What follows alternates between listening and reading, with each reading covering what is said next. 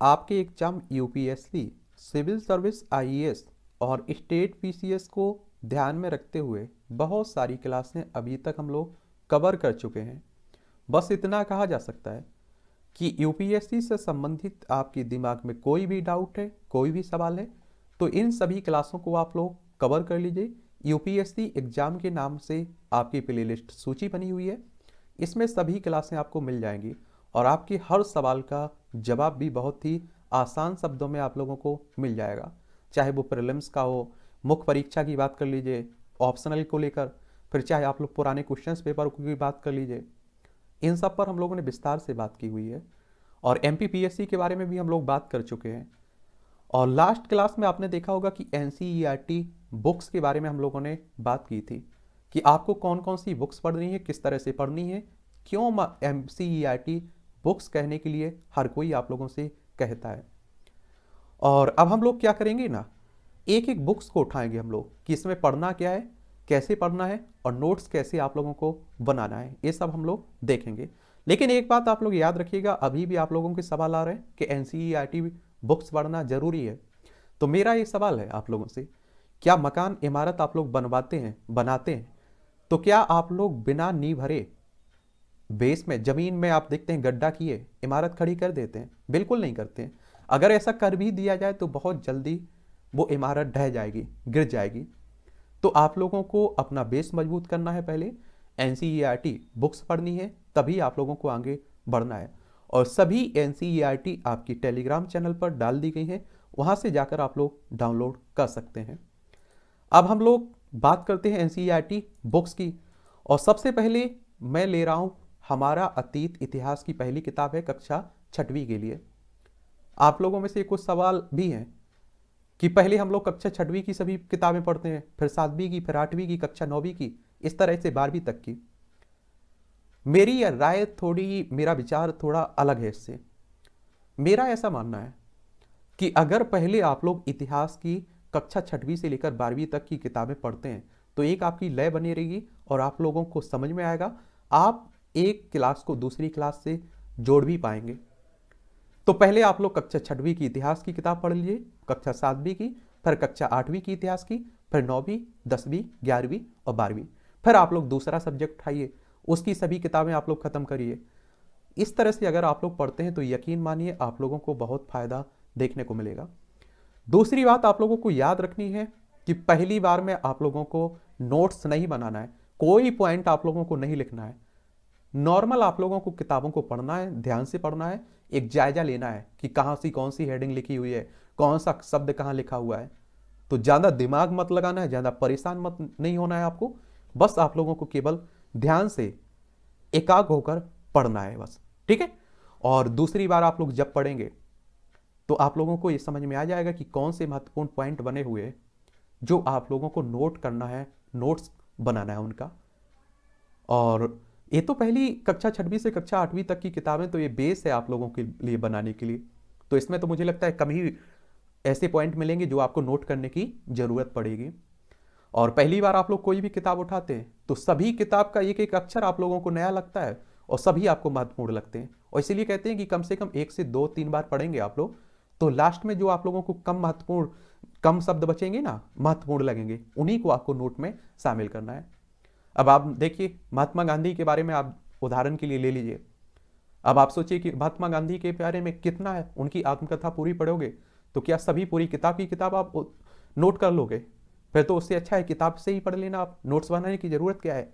नहीं, आप लोग जैसे ही गांधी जी के बारे में पढ़ेंगे बहुत सारी जानकारी, बहुत सारे नोट्स आपके दिमाग में बन जाएंगे। फिर वो नोट्स में आप लोगों को शामिल करना है अपने पेन पेपर पर या डायरी में, रजिस्टर पर, जो आप लोगों को भूल सकते हैं आप। रिवीजन की जरूरत आपको पड़ेगी, दोबारा देखने की जरूरत पड़ेगी, ठीक है। तो वही काम करना है और किसी दूसरे के नोट्स मत पढ़िएगा, मेरा ऐसा मानना है, क्योंकि वो अपने हिसाब से बनाता है। क्योंकि अब आप देखिए महात्मा गांधी के बारे में जो मुझे मालूम होगा मैं वो नोट्स में कभी शामिल नहीं करूंगा। इसलिए नहीं करूंगा क्योंकि मैं नोट्स को भरना नहीं चाहता हूं, कि बड़ी मोटा कोई नोट्स नहीं बनाना चाहता हूं। मैं ऐसा बनाऊंगा कि जो रिवीजन के पॉइंट व्यू से अंतिम समय में हम जल्दी से जल्दी उसे कवर कर पाएं। तो ये ध्यान में दीजिएगा। और एक किताब भी आपकी टेलीग्राम पर डली हुई है, वहाँ से आप लोग जाकर कवर कर लीजिएगा। और कोई आपका सवाल हो मेरे लिए, सुझाव हुआ करे, तो आप लोग नीचे ज़रूर लिखा करिएगा और हर हाल में लिखा करिएगा। हम सब आप मिलकर ये सब क्लासें चला रहे हैं, तो मुझे लगता है कि आपका सुझाव मेरा सुझाव मिलकर ही आगे हमें बढ़ाएगा। इस किताब को आप लोगों ने कक्षा 6वीं में पढ़ा भी होगा, सामाजिक विज्ञान के नाम से, सोशल साइंस के नाम से।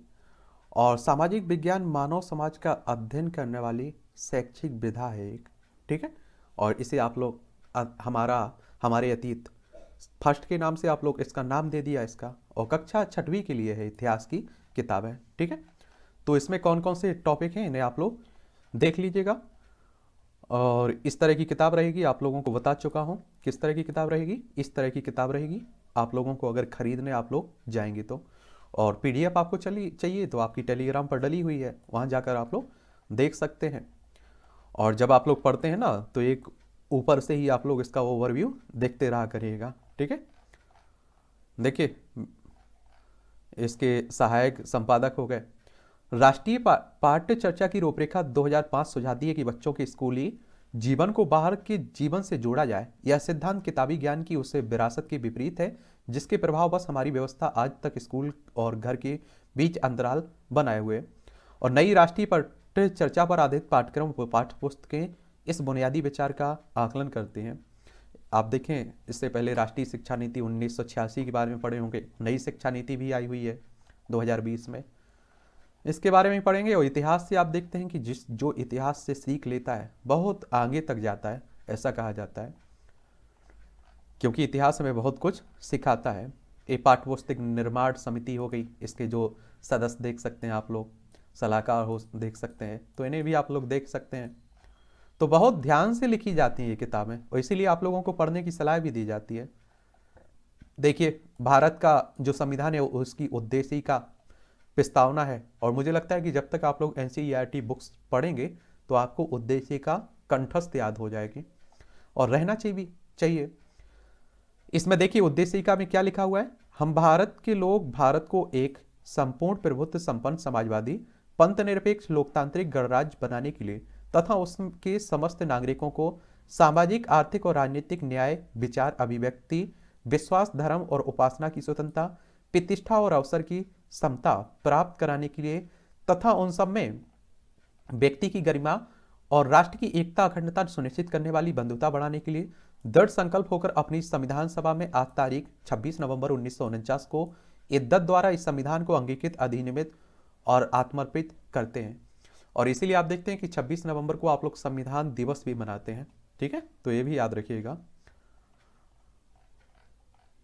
क्यों पढ़ें हम इतिहास, चलिए इसे देख लीजिए। इस साल 6ठी कक्षा में तुम इतिहास पढ़ोगे। कुछ और विषयों के साथ इतिहास समाज विज्ञान का हिस्सा माना जाता है, और समाज विज्ञान हमें अपनी सामाजिक दुनिया की कार्यप्रणाली को समझने में मदद करता है।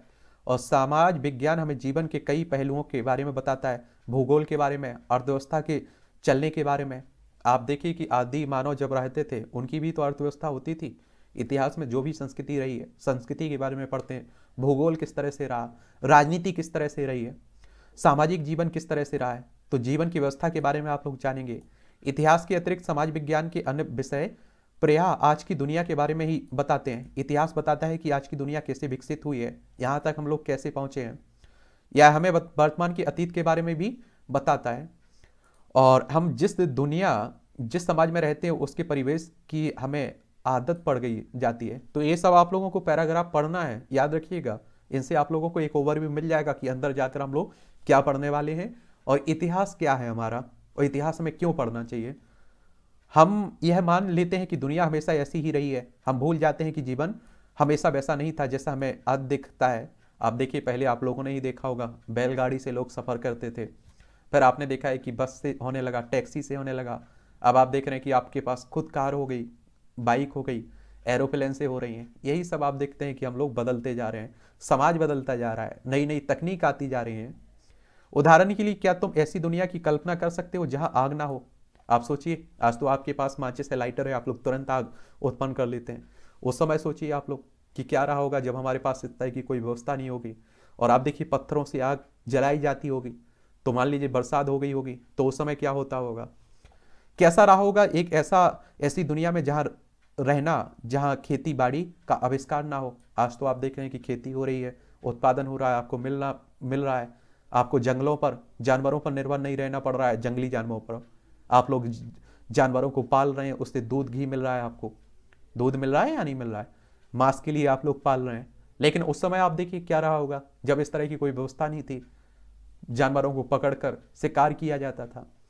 या उस जमाने में जिंदगी कैसी रही होगी, जब लोग लंबी यात्राएं तो कर लेते थे, लेकिन ना सड़कें थी, ना रेलगाड़ियां थी। इतिहास हमें उन अतीतों की ओर ले जा सकता है। और जैसे आप देखिए, आज तो आप लोगों को कहीं जाना है, कुछ टाइम में आप लोग पहुंच जाते हैं, लेकिन आप सोचिए पहले क्या होता होगा।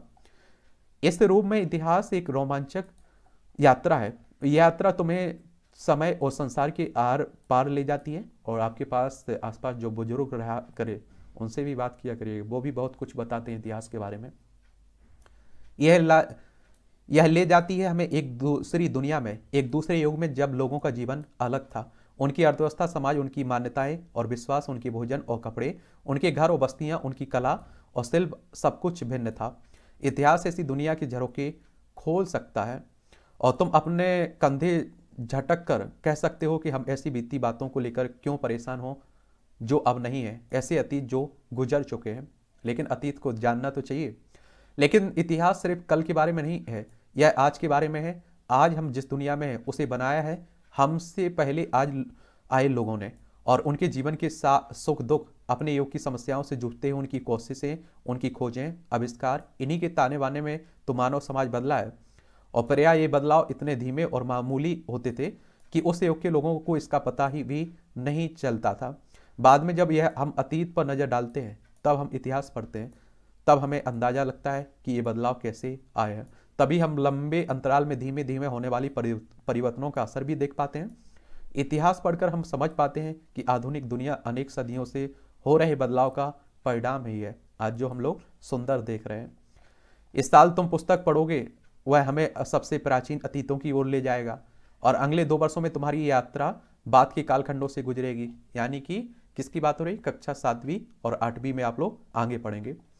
इस किताब में तुम सिर्फ राजाओं, रानियों, उनकी विजयों, नीतियों के बारे में ही नहीं पढ़ोगे, तुम पढ़ोगे शिकारियों, कृषकों के बारे में, कि उस समय शिकारी कैसे थे, किसान किस तरह से हुआ करते थे, खेती की शुरुआत कब हुई, शिल्पकार और व्यापारियों के बारे में। शिल्पकार यानी कि आप देखते हैं जो बनाते हैं ना सामान, उन्हीं की बात हो रही है। तुम जान पाओगे आग के बारे में, लोहे के आविष्कार के बारे में, गेहूं धान की खेती कैसे होने लगी, गांव और शहर कब बसे, तीर्थयात्रियों, संतों, इमारतों, चित्रों, धर्मों, विश्वासों के बारे में भी तुम पढ़ोगे। तुम पाओगे कि इतिहास सिर्फ महान लोगों की जीवनी नहीं है, इतिहास सामान्य स्त्रियों, पुरुषों, बच्चों के जीवन और क्रियाकलाप के बारे में भी। इतिहास सिर्फ राजनीतिक घटनाओं के विषय में नहीं है, बल्कि वह समाज में हो रही हर चीज के बारे में है।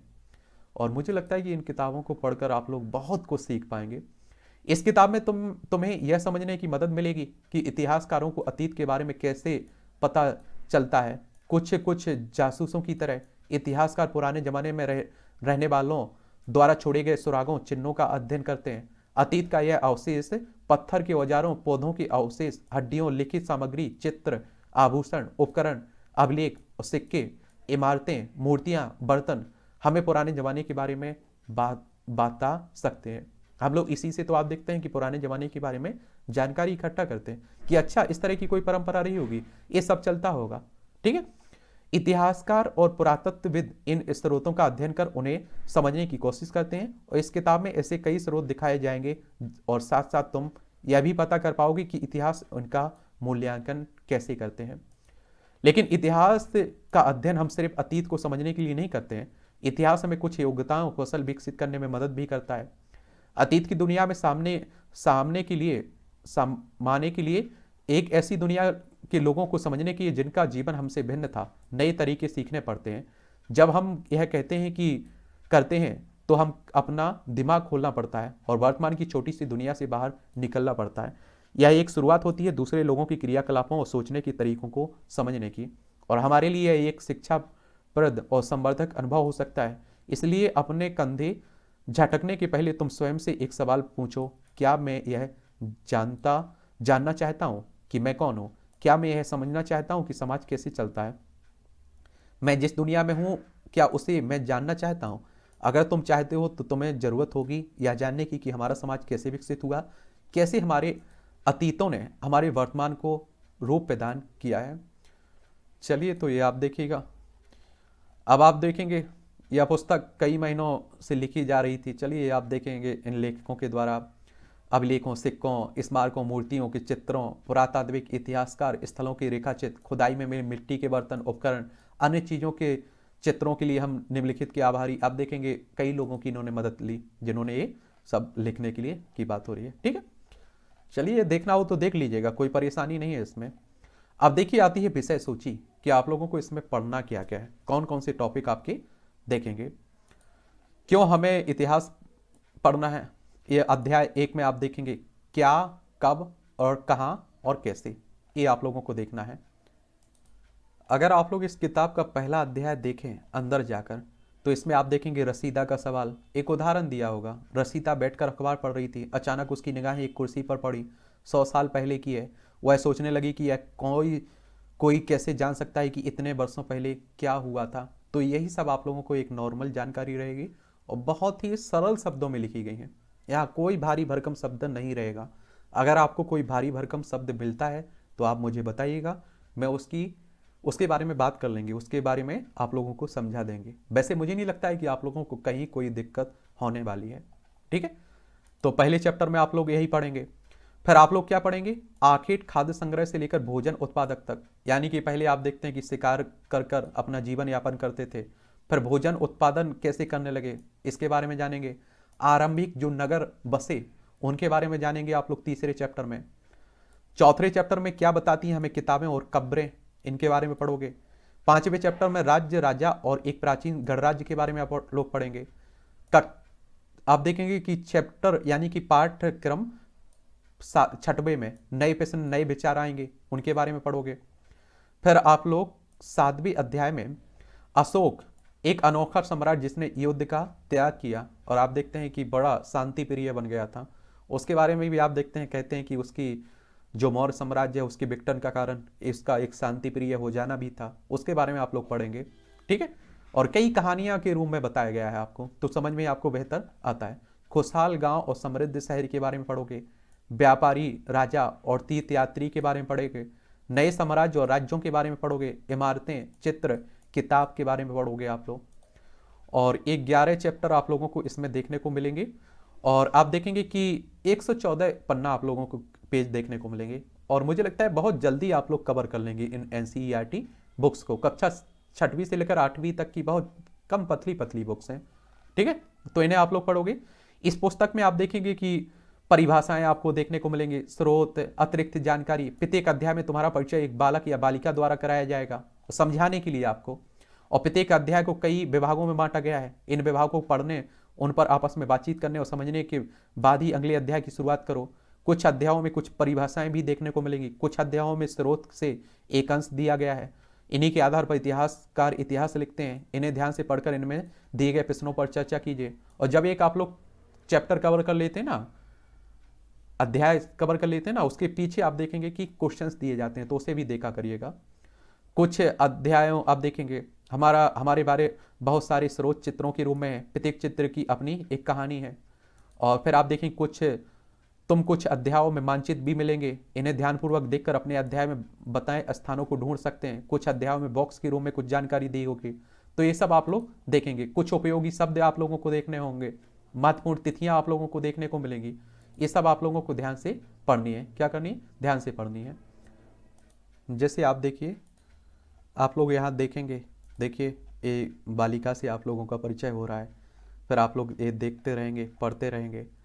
लोग कहाँ रहते थे इनके बारे में देखेंगे, ये सब आप लोगों को देखना है। देखिए गंगा नदी, चंबल, यमुना, हिमालय, ब्यास, ब्रह्मपुत्र, गारो पहाड़ियाँ, ये उपमहाद्वीप का प्राकृतिक मानचित्र है। तो इससे आपका मैप भी आप लोगों का एक बेस मजबूत होगा। आगे आप लोग मैप के बारे में जानने के लिए पढ़ेंगे तो आप लोग बहुत कुछ जान पाएंगे। अरब सागर, बंगाल की खाड़ी, ये आप लोगों को पढ़ना है, अच्छे से ध्यानपूर्वक पढ़ेंगे तो बहुत कुछ देखने को मिलेगा। और इस तरह से आप लोग पढ़ते पढ़ते देश के नाम, देखिए अतीत के बारे में कैसे जाने, ये सब आप लोग देखेंगे। ये पांडुलिपियाँ आप देख रहे हैं और इनसे आप देखते हैं कि हम लोग इतिहास के बारे में पढ़ पाते हैं, जान पाते हैं। और देखिए इस तरह की सामग्री हो गई है। आप देखते हैं कि ये आप लोग देख रहे हैं, इन्हीं से हम लोग इतिहास के बारे में कुछ और स्रोत हैं हमारे, एक तरह से आप कहिए। और आगे आप लोग तिथियों का मतलब, अगर कोई तुमसे तिथि के विषय में पूछे तो तुम शायद उस दिन तारीख, माह, वर्ष, जैसे कि 2000 या इसी तरह का कोई और वर्ष और बताओगे। वर्ष की यह गणना ईसाई धर्म प्रवर्तक ईसा मसीह के जन्म की तिथि से की जाती है। आप लोग ईसा पूर्व पढ़ते होंगे, ईसवी पढ़ते होंगे। तो देखिए, ईसा के जन्म के पूर्व की तिथियों को, पहले की तिथियों को आप लोग ईसा पूर्व कह देते हैं। बाद की तिथियों को आप लोग देखेंगे कि क्या कह देते हैं, ईसवी कह देते हैं। जैसे मान लीजिए, आप लोगों को उदाहरण के लिए बता रहा हूं कि आपका जन्म हुआ है कब, इस डेट को, इस दिन, ठीक है, और इसे मान लीजिए 0। अब आपके पिता से कोई पूछता है, आपके परिवार से कोई पूछता है कि एक कुछ घर गाड़ी खरीदी थी, तो आपके कब खरीदी थी, तो आपके पिता बोल रहे कि मैंने अपने बेटा या बेटी के जन्म के 10 साल पूर्व खरीदी थी। तो यही कहा जा रहा है कि ईसा के जन्म के पूर्व की तिथियों को अगर आप गिनते हैं तो ईसा पूर्व लगाएंगे आप लोग, और बाद की तिथियों को गिनते हैं तो आप लोग ईसवी लगाएंगे। अब आप देखेंगे अगर बाद में खरीदी है तो वो बोल देंगे कि बेटा बेटी के जन्म के 5 साल बाद, 10 साल बाद खरीदी थी। तो ये आप लोग याद रखिएगा। तो इन सब के बारे में पढ़ोगे, बहुत आसान शब्दों में ये सब लिखा गया है, समझ में आएगा आप लोगों को। ईसवी, ईसा पूर्व, या आप देखें बिफोर क्राइस्ट के नाम से जानते हैं बीसी को आप लोग। और कभी कभी तुम तिथियों से पहले एडी भी देखते हैं हिंदी में, एडोनो ए डोमिनी के नाम से जानते हो। और कभी कभी आप लोग देखते होंगे कि इसका ई का एडी या ई लिखा रहता है। तो एनो डोमिनी नामक 2 लैटिन शब्दों से बना है। इसका तात्पर्य होता है ईसा मसीह के जन्म के वर्ष से है, ठीक है। और कभी कभी एडी की जगह सी भी लिखा रहता है, तथा बीसी की जगह आप लोग देखते हैं बीसी का प्रयोग होता है। तो सी अक्षरों का प्रयोग कॉमन एरा के लिए और बीसी का बिफोर कॉमन एरा के लिए आप लोग देखेंगे, ठीक है। तो ये आप लोग समझ पाएंगे। तो ये भी आप लोगों को जानना चाहिए, समझना चाहिए। फिर उसके बाद आगे बढ़ते हैं हम लोग। ये बहुत आपको लोगों को मजा आएगा पढ़ने में, अगर आप लोग पढ़ेंगे तो देखिए आप लोग, बहुत मजा आएगा, आप लोग यकीन मानिए आप लोग, ठीक है। ये आप देखिए, आओ याद करें। यहाँ आप लोगों को देखना है कि केसी का आरंभ 8000 वर्ष पूर्व बताया जा रहा है, सिंधु सभ्यता के प्रथम नगर 4700 वर्ष पूर्व।